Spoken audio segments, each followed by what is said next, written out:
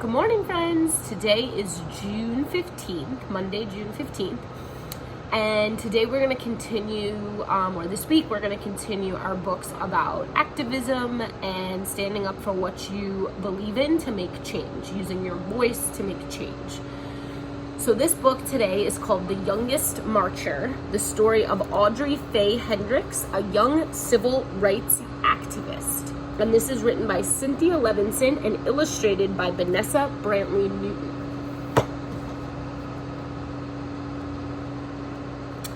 Whenever Mike flew into town, Audrey and her mama cooked barbecue ribs, stewed greens, sweet potato souffle, and Audrey's favorite, hot rolls baptized in butter.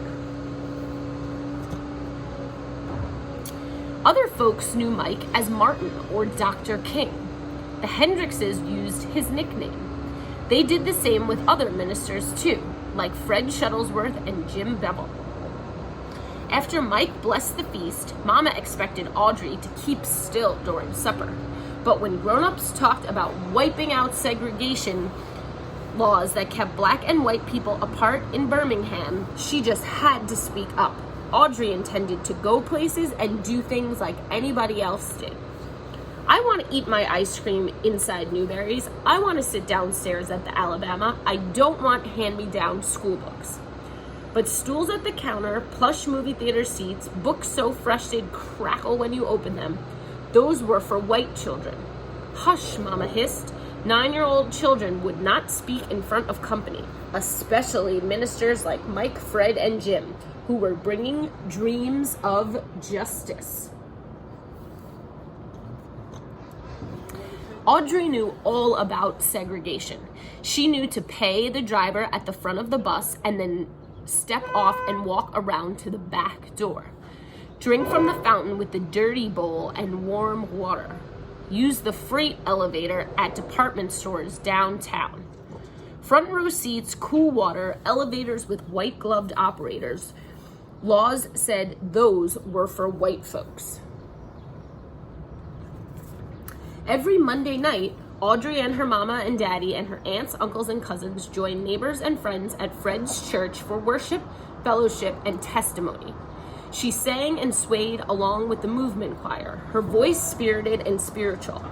Black and white, together, we shall overcome. For once, she didn't have to keep still. Then came testimonies. White store owners won't hire me. Ku Kluxers chased me. Policemen called me names. The hateful stories made Audrey squirm. She tried to tell her mama, "That's not right." "Shh," said her mama. How could Mama expect her to hush? She had to make things right, but what could she do? When Mike visited Fred's church, thousands of people crowded around her to hear him preach. In a voice as taut as steel cables, as smooth as glass, he intoned, "Segregation is morally wrong and sinful." That's true. Fired up, Audrey sat taller. An unjust law is no law at all, he proclaimed. Audrey had listened to Mike explain his plan at her supper table and knew what he meant. If a law is unjust, disobey it. Sit down inside Newberry's. Picket those white stores. March to protest those unfair laws. Why? Even marching was against the law. Then get arrested. Fill the jails, Mike exclaimed. Fill Birmingham's jails so full that policemen can't squeeze in one more person. Pack cells so tight that police will have to quit arresting people for demanding their rights. Audrey just knew Mike's plan would work.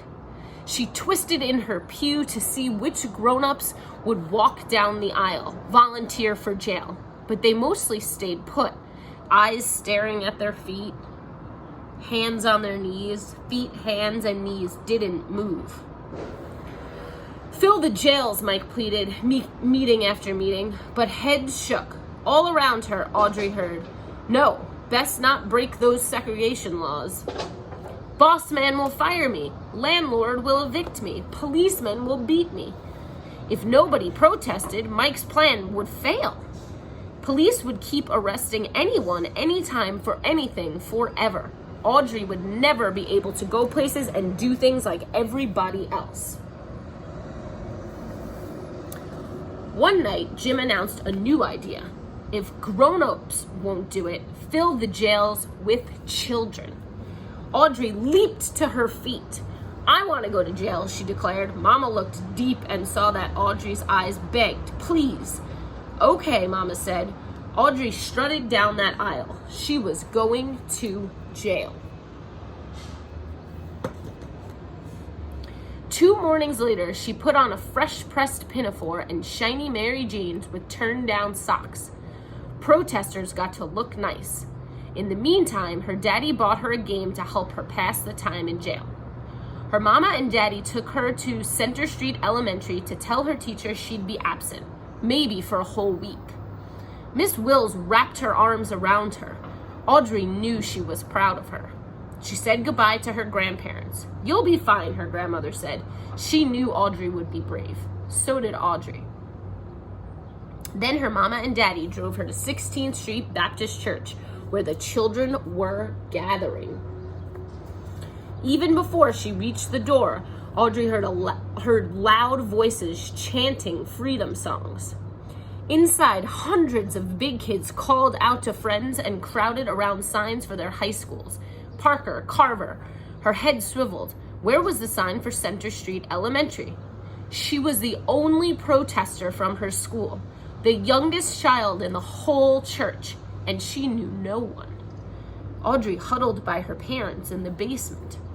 But when Jim lined her up with the others, 2 by 2, and the doors swung open, Audrey straightened up. She was going to break a law and go to jail to help make things right. Clutching a protest sign in one hand and her game in the other, Audrey marched out the door. She stomped and sang, "Ain't gonna let nobody turn me round, turn me round, turn me round."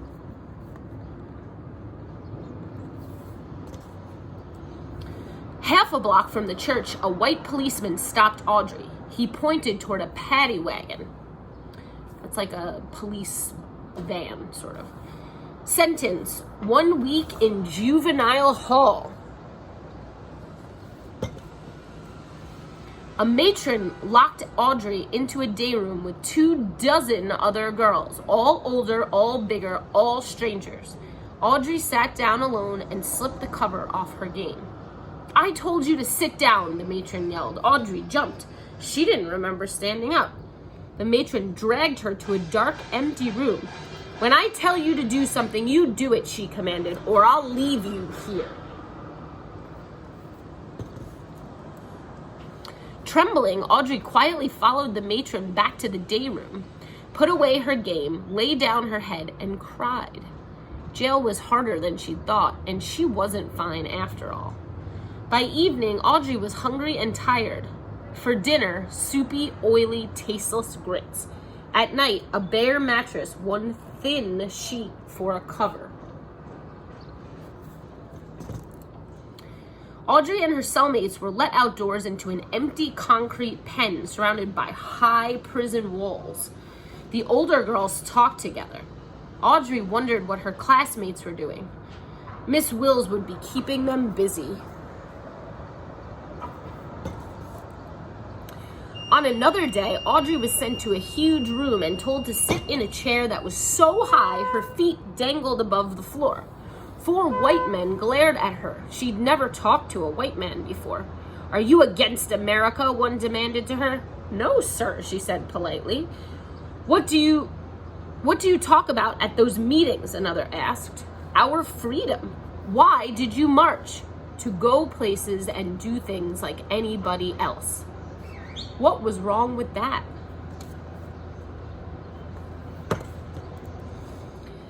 Every mealtime, Audrey stared at greasy grits. She could barely spoon them into her mouth, let alone swallow them. Every night, the cot's wire springs jabbed. Every morning, she had nothing to do but sit alone with her game. In the afternoon, though, more kids crowded into the day room. Some days, many of them arrived sopping wet. A girl explained that firemen aimed powerful hoses at the children. Surging water spun them off their feet and down the street. They got up and kept marching anyway, until they too were sent to jail. By Audrey's 5th day in detention, the police couldn't squeeze in one more person. We filled up all the rooms. Audrey practically jumped up and down. She was so proud. Watching television in the day room, she saw black people stroll straight into stores and restaurants like they belonged there. No one else could be sent to jail. Everything had changed. After 7 days, Audrey went home. Her mama and daddy wrapped their arms tight around her, washed the jail off of her, and for dinner, hot rolls baptized in butter.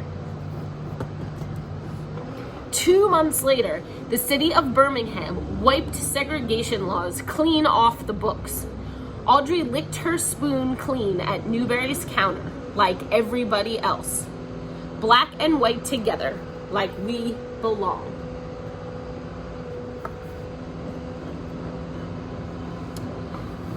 So that book was about Audrey Faye Hendricks and how she stood up for what she believed in by marching in a protest and knowing that she was going to be put in jail for what she believed in, which was the right thing. And she was part of making a major change in this country.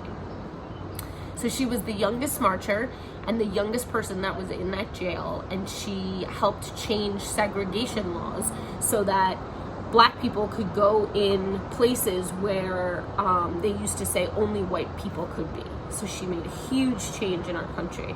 And tomorrow we are going to hear about someone else that has made changes in our world by using their voice. All right, friends, I hope you have a great day. I will see you tomorrow. Bye.